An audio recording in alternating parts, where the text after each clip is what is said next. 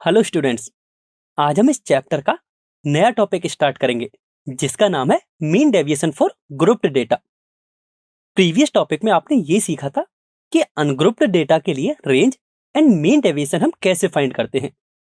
इस टॉपिक में हम ये सीखने वाले हैं कि ग्रुप्ड डेटा के लिए हम मीन डेविएशन कैसे फाइंड करेंगे। इस टॉपिक के लर्निंग ऑब्जेक्टिव्स कुछ इस प्रकार हैं कि इसमें हम सबसे पहले ये देखेंगे कि डिस्क्रीट फ्रीक्वेंसी डिस्ट्रीब्यूशन के लिए हम mean deviation about mean and mean deviation about median कैसे फाइंड करते हैं। इसके बाद हम कंटिन्यूअस फ्रीक्वेंसी डिस्ट्रीब्यूशन के लिए mean deviation about mean and mean deviation about median find करना सीखेंगे। और इस टॉपिक के सबसे लास्ट में हम ये देखेंगे कि मीन डेविएशन के लिमिटेशंस क्या क्या हैं। तो चलिए हम अपना पहला कॉन्सेप्ट स्टार्ट करते हैं जिसमें हम डिस्क्रीट फ्रीक्वेंसी डिस्ट्रीब्यूशन के लिए mean deviation about mean find करना सीखेंगे। सबसे पहले हम डिस्क्रीट फ्रीक्वेंसी डिस्ट्रीब्यूशन की बात करते हैं कि यह क्या होता है। इसमें हमें कुछ डेटा गिवन होता है और उसके करस्पॉन्डिंग जितने भी ऑब्जर्वेशंस होते हैं उनकी हमें फ्रीक्वेंसीज गिवन होती हैं। इसे हम एक एग्जांपल से समझते हैं। जैसा कि आप यहाँ देख सकते हो कि हमें एक डेटा गिवन है जो कि xi है एंड प्रत्येक ऑब्जर्वेशन के करस्पॉन्डिंग हमें उनकी फ्रीक्वेंसीज गिवन है जिसको यहां हमने fi से डिनोट किया है। अब इस टेबल का मतलब क्या है पहले हम इसे समझ लेते हैं। इसमें आप देख सकते हो कि नंबर है 5 और उसकी फ्रीक्वेंसी है 3। दैट मीन्स 5 जो नंबर है वह 3 टाइम्स आ रहा है। इसके बाद जो 10 है वह 5 टाइम्स आ रहा है। इसी तरह 15 की फ्रीक्वेंसी 2 है, दैट मीन्स 15 2 टाइम्स आएगा। 20 की फ्रीक्वेंसी 1 है, दैट मीन्स 20 एक बार आएगा। एंड 25 की फ्रीक्वेंसी 5 है, दैट मीन्स जो 25 है वह 5 टाइम्स आएगा।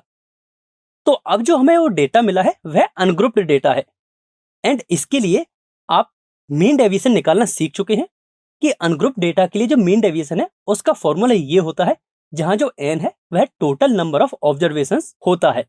तो ये फॉर्मूला तो हमने यूज किया था अनग्रुप्ड डेटा के लिए, लेकिन यदि हमें ग्रुप्ड डेटा गिवन हो तो हम मीन डेविएशन अबाउट मीन कैसे फाइंड करेंगे। सबसे पहले यदि हम टोटल नंबर ऑफ ऑब्जर्वेशंस की बात करें तो वह क्या होगा।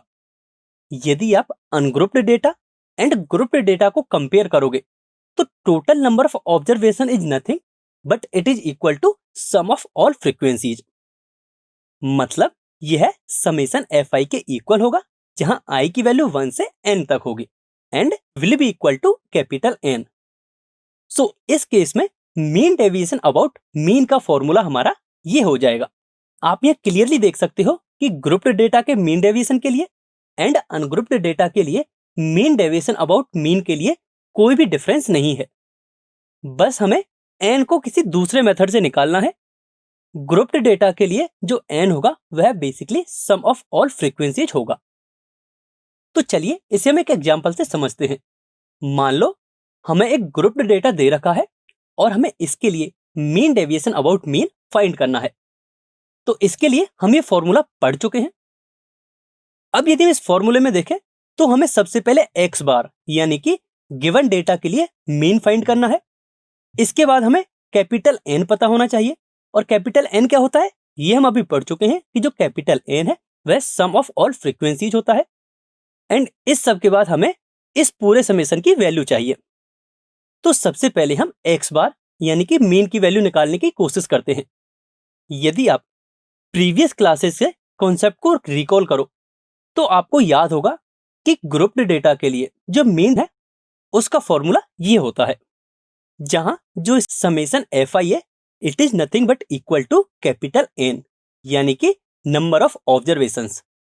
तो हम इस फॉर्मूले को कुछ इस तरह से भी लिख सकते हैं। अब हमें मीन निकालने के लिए सबसे पहले समेशन fi इंटू xi की वैल्यू फाइंड करनी है। तो इसके लिए हम इस टेबल को कुछ इस तरह से अरेंज करते हैं। सिंस हमें fi इंटू xi का समेशन चाहिए तो हम सभी ऑब्जर्वेशंस के लिए fi इंटू xi फाइंड करते हैं जो कि इन दोनों के मल्टीप्लिकेशन के इक्वल होगा एंड यह कुछ इस टाइप का होगा। अब हमें मीन फाइंड करने के लिए summation fi and summation fi into xi find करना होगा। यदि हम समेशन fi की बात करें तो वह 16 के इक्वल होगा and summation fi into xi होगा 240 के इक्वल। इन दोनों को जब हम इस फॉर्मूले में रखेंगे तो हमारे पास मीन निकल के आएगा 15।